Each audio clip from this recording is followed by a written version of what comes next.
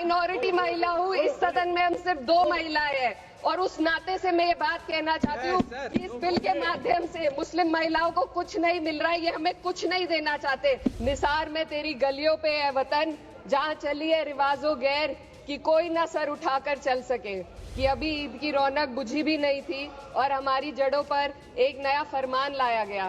पहले उत्तर प्रदेश में मुसलमानों को नमाज पढ़ने पर रोक लगाई और फिर सौगात में ये बिल लाया गया। ये वही सरकार है जिसने राम जन्मभूमि ट्रस्ट में ये लिख दिया कि जिला अधिकारी भी अगर होगा तो हिंदू होना चाहिए। कोई मुझे बताए कि वहाँ पर सेक्युलरिज्म का रस क्यों नहीं घोला गया। सुश्री इकरा चौधरी जी, प्लीज आप बोलिएगा। धन्यवाद सभापति जी। मैं सबसे पहले दाद देना चाहती हूँ इस बिल के टाइमिंग की कि अभी ईद की रौनक बुझी भी नहीं थी और हमारी जड़ों पर एक नया फरमान लाया गया। पहले उत्तर प्रदेश में मुसलमानों को नमाज पढ़ने पर रोक लगाई और फिर सौगात में ये बिल लाया गया। निसार में तेरी गलियों पे है वतन, जहाँ चली है रिवाजो गैर कि कोई ना सर उठाकर चल सके। मैं सभापति जी आपको ये बताना चाहती हूँ कि ईद के मौके पर एक विधवा महिला अपनी लड़की के साथ मेरे पास आई और उसने बताया कि वह एक वक्फ की प्रॉपर्टी में रहती है, वही उसके सर पर छत का काम भी करती है और उसकी रोजी रोटी भी वहीं से आती है। वो इस बिल को लेकर इतनी फिक्रमंद थी कि कहीं उससे वो उसकी संपत्ति ना छीन ली जाए। वो अकेली एक ऐसी महिला नहीं है, ऐसे लाखों लोग हैं जो वक्फ की गरीब महिलाएं जो वक्फ की संपत्ति से अपना रोजगार चला रहे हैं। और ये जो वक्फ बाय यूजर क्लॉज के हटाने से लाखों वक्फ की जायदाद अपना स्टेटस खो देंगी और लाखों लोग इसी तरीके के लोग सड़कों पर आ जाएंगे। वक्फ क्या है, वक्फ बाय यूजर क्या है? इसका ये मतलब है कि कोई जायदाद अगर सालों से दीन और भलाई के कामों के लिए इस्तेमाल हो रही हो तो वो खुद ब खुद वक्फ मानी जाएगी। हिंदुस्तान की अदालतों ने भी इस बात को तस्लीम किया है। वक्फ बाय यूजर सिर्फ वक्फ बोर्ड को ही मिली कोई खास सौगात नहीं है, ये बल्कि सभी अन्य धार्मिक ट्रस्टों को परंपरा और यूज के आधार पर बिना किसी डॉक्यूमेंटेशन के धार्मिक चरित्र को डिक्लेयर करने का राइट मिला हुआ है। भारत के संविधान के आर्टिकल 13 क्लॉज 3 में कस्टम और यूसेज को कानूनी वैधानिकता प्रदान करता है। इसी आर्टिकल से वक्फ बाय यूजर भी निकला गया है। इस बिल के कानून बनने पर वक्फ बोर्ड तो इस प्रोविजन से हाथ धो बैठेगा, लेकिन अन्य धार्मिक ट्रस्टों को यह सुविधा जारी रहेगी। इससे भारतीय संविधान के आर्टिकल 14 और 15 का सीधा उल्लंघन है, जो धर्म और जाति के आधार पर भेदभाव और कानून के सामने सभी की बराबरी पर जोर देता है।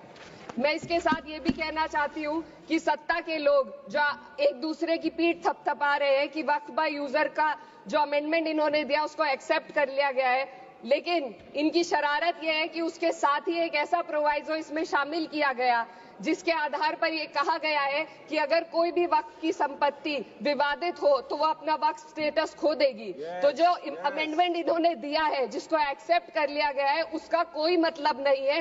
ये इनकी नीयत है जो साफ जाहिर हो रही है।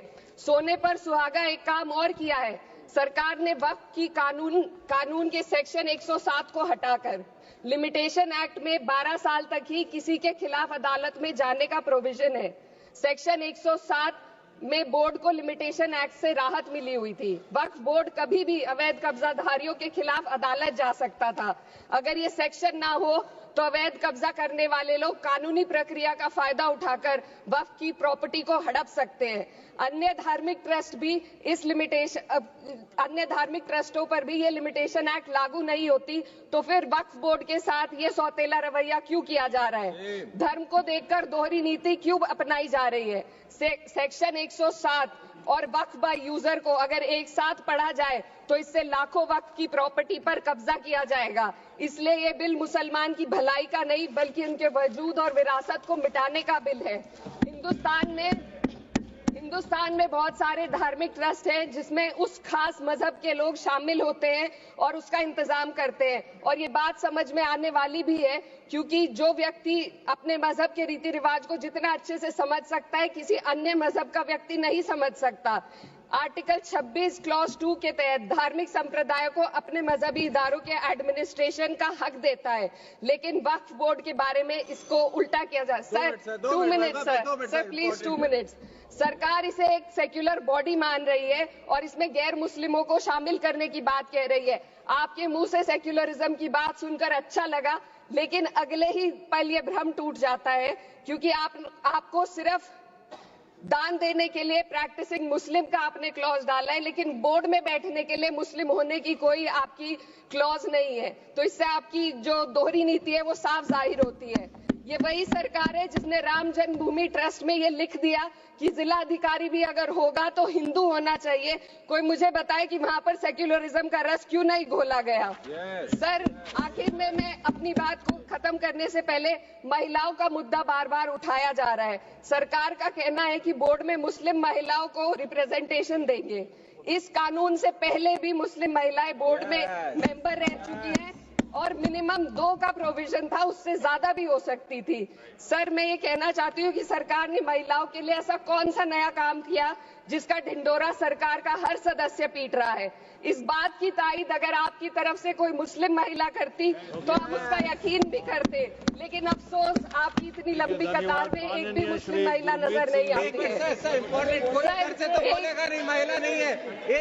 मैं खुद एक मुस्लिम महिला हूँ, मैं सिर्फ एक सर मैं माइनॉरिटी महिला हूँ। इस सदन में हम सिर्फ 2 महिलाएं हैं और उस नाते से मैं ये बात कहना चाहती हूँ कि इस बिल के माध्यम से मुस्लिम महिलाओं को कुछ नहीं मिल रहा है। ये हमें कुछ नहीं देना चाहते, सिर्फ टोकनिज्म हमारे नाम पर बनाकर एक नैरेटिव मीडिया में चलाना चाहते हैं। तो ये बिल मुसलमान की भलाई का नहीं, उनकी पहचान को मिटाने का है। सर अंत में मैं बस यही कहना चाहती हूँ कि कागजों की कैद में बस नाम रह जाएंगे, वो जो हमारे थे सिर्फ दावे में रह जाएंगे। इस बिल के द्वारा मीठी ईद के जायके को कड़वा करना, यही असली सौगाते मोदी था।